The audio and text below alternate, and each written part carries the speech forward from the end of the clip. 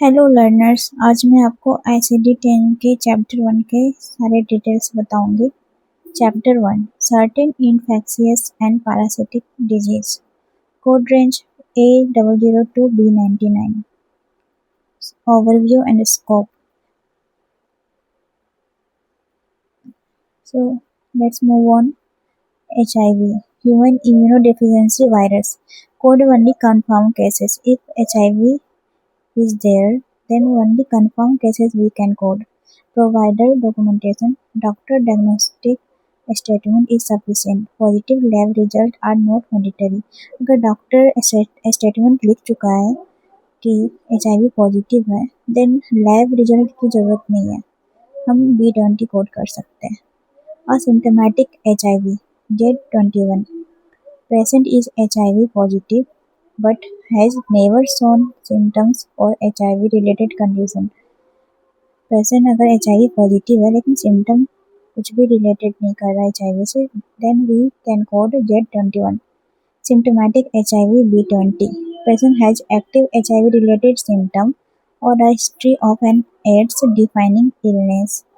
Once a patient is B20, they never revert to Z21. अगर patient को कभी भी HIV रिलेटेड सिम्टम हो चुका है तो हम हमेशा B20 ही कोड करेंगे, Z21 कभी भी कोड नहीं कर सकते। HIV sequencing rules part 2, reason for encounter determines the primary diagnosis code. HIV related condition sequence B20 first, followed by code for the specific HIV manifestation.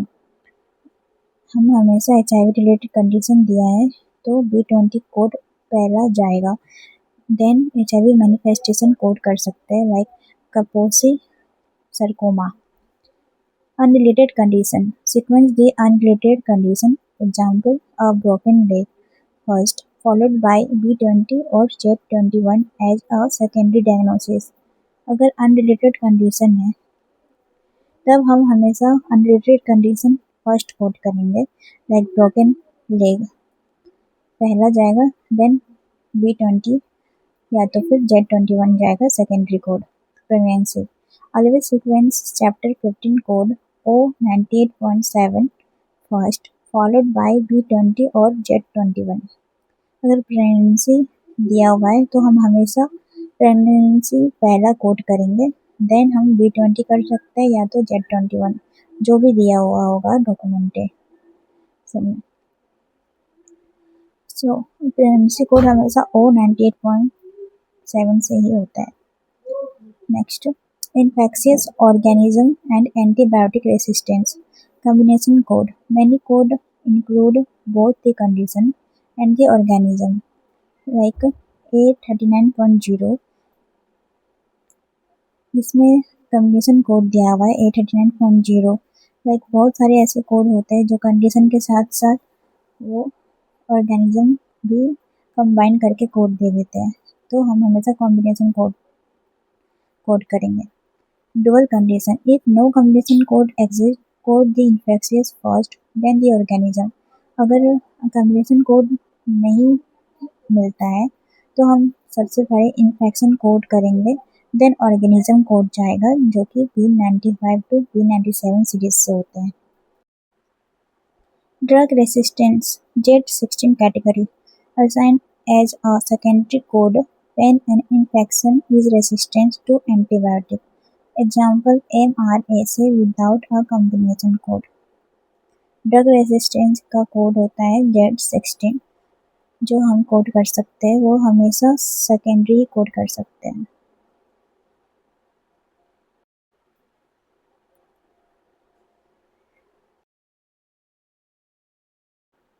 ये सारे चैप्टर 1 के coding guidelines हैं जो हमेशा हमें ध्यान में रखकर ही कोड करनी होती है।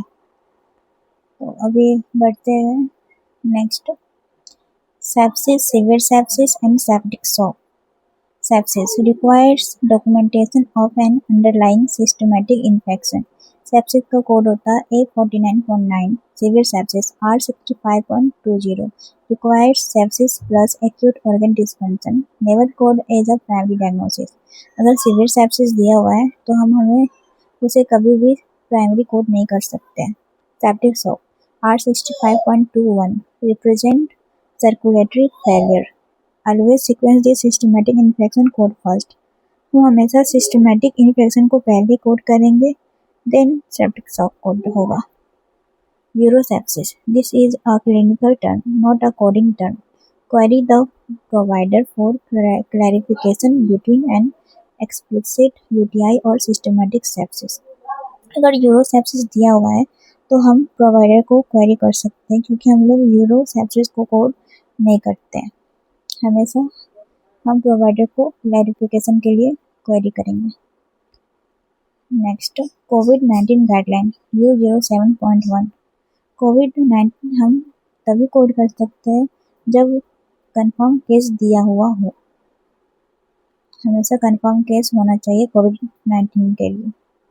Screening and exposure use Z11.52 for asymptomatic screening. Use Z20.822 for suspected exposure. अगर असिम्टोमेटिक स्क्रीनिंग दिया हुआ है तो हम कोड करेंगे Z11.52। अगर सस्पेक्टेड एक्सपोजर दिया हुआ है तो हम कोड करेंगे Z20.822। Sequencing if admitted for covid U07.1 is primary followed by manifestation like pneumonia. अगर पेशेंट कोविड-19 लेकर आया है, एडमिट हुआ है और उसे निमोनिया भी है, तो हम सबसे पहले कोड करेंगे कोविड-19, देन हम निमोनिया कोड करेंगे। Post covid condition use U09.9 for long covid symptoms linked to a previous infection. अगर पोस्ट कोविड कंडीशन दिया है तो हम हमेशा कोड करेंगे U0.9.9, ना कि U07.1। पोस्ट कोविड में हम कोड कर सकते हैं U09.9। Chapter specific coding convention. Code first note indicates that the underlying organism or coding condition must be sequenced before the manifestation. तो हम हमेशा मैनिफेस्टेशन कोड को बाद में कोड करेंगे और ऑर्गेनिज्म को पहले कोड करेंगे। Use additional code signals that a secondary code is needed to fully describe the clinical picture. Additional code में हमेशा हम दोनों कोड करेंगे अगर एडिशनल कोड दिया है तो। exclude 1 versus exclude 2. Chapter 1 contain heavy clause referencing note exception where certain localized infection cannot be coded here. हमेशा हम नोट देखेंगे, अगर exclude 1 दिया है तो हम बस एक ही कोड कर सकते हैं, और exclude 2 दिया हुआ है तो हम दोनों कोड करेंगे। ये मैंने पिछले वीडियो में ही सारे टर्म को बता चुकी हूँ। कोड फर्स्ट क्या होते हैं, यूज एडिशनल कोड क्या होते हैं, एक्सक्लूड वगैरह क्या होते हैं, मैं बता चुकी हूँ, आप देख सकते हो। Summary and QA accuracy matter. Correct sequencing directly impacts clinical severity scores and reimbursement. हमेशा हम करेक्ट सीक्वेंस करेंगे, नहीं तो फिर वो हमेशा एक्यूरेसी मैटर करते हैं, लाइक वो हमेशा स्कोर और रीइंबर्समेंट में मैटर कर सकते हैं, इसलिए हमेशा हमें करेक्ट सीक्वेंसिंग करना होता है। डॉक्यूमेंटेशन इज की। Query provider if urosepsis is used और if HIV status is unclear. अगर HIV स्टेटस हम अनक्लियर दिया है और यूरोसेप्सिस दिया हुआ है तो हम हमेशा प्रोवाइडर को क्वेरी कर सकते, जैसा चार्ट देगा वैसे हम उसे कर सकते हैं। यूरोसेप्सिस अगर दिया है तो हम यूरोसेप्सिस कभी कोड करते ही नहीं है, तो हमेशा हमें क्वेरी करना ही है प्रोवाइडर को। ओके, चैप्टर 1 के ओवरव्यू देखते हैं। HIV AIDS only confirm cases should be coded. HIV और एड्स को हम तभी कोड करेंगे जब कन्फर्म दिया हुआ है। Code selection requires the patient to be specifically diagnosed with HIV or a related illness. If a patient is admitted for an HIV-related condition, the principal diagnosis must be B20 followed by the additional code detailing the HIV manifestation. हमेशा हम B20 first code करेंगे and secondary code जाएगा HIV manifestation. Sepsis and severe sepsis requires a code for underlying systematic infection A40 or A41. If organ dysfunction is present, severe sepsis criteria are met and additional code for acute organ dysfunction must be assigned as a secondary code. हमेशा हम acute organ dysfunction secondary code जाएगा अगर organ dysfunction दिया हुआ है तो। MRSA. When a patient is documented as having an MRSA infection without a combination code, coder must assign a code for the infection followed by a combination code or secondary code Z16.11 for the resistant. हम हमेशा MRSA का combination code अगर दिया है तो combination code करेंगे, अगर नहीं दिया है तो हम अलग अलग कोड कर सकते हैं। इंस्ट्रक्शनल नोट एंड कन्वेंशन, फिर मैं पहले ही बता दी हूँ कोड फर्स्ट क्या होता है, यूनिट कोड कब किया जाता है, ये सारे मैंने पहले ही बता चुकी हूँ।